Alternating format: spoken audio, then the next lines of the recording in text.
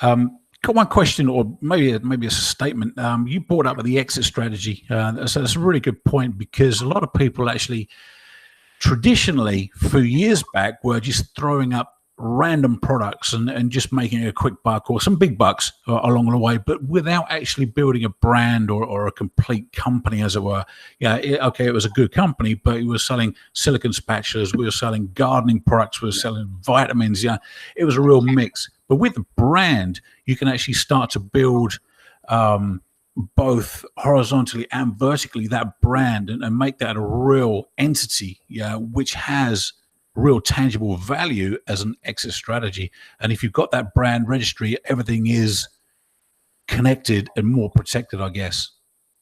That's what I'm saying. Yeah, it kind of locks down the competitive advantages. So basically, your customers will get to know your brand, and they'll be looking for other products with that brand because they associate it with quality. They've had a good experience in the past and so on.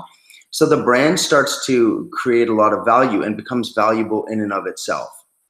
And you look at some of the large companies, Apple, Microsoft, and so on, 80% of the value of the company is attributable to the brand, because it's that recognition of the quality of the ecosystem that people come for, right? And you can create that same brand equity. And then ultimately, for an exit strategy down the road, the whole brand can be sold with the umbrella of products and the networks you have with suppliers and so on. So it absolutely can become a viable long-term strategy. Yeah, definitely. I know. So I've been reading up on a few things over here. Spinbrush, the sort of little Spinbrush toothbrush, that got sold.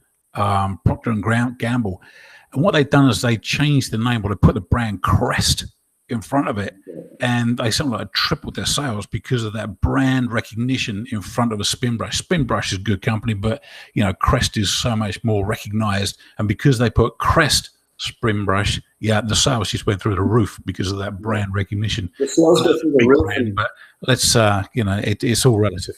Yeah, and you can ask more for each item as well, because people know that they're getting a quality item. Yeah, definitely, it's a lot of benefits.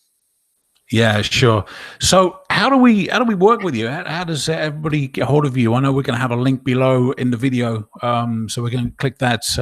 But is it a case of we can just reach out to you? I know you're going to sort everything out for the Gorillaz. So John and Brendan, you can look after that for us.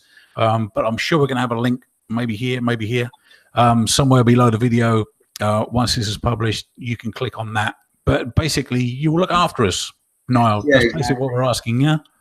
So I'd be more than happy to address any concerns personally, and you can just email me at trademarkraft.com. So any email at trademarkraft.com will ultimately come to me, but you can order directly through the site if you want to get started on a trademark right away.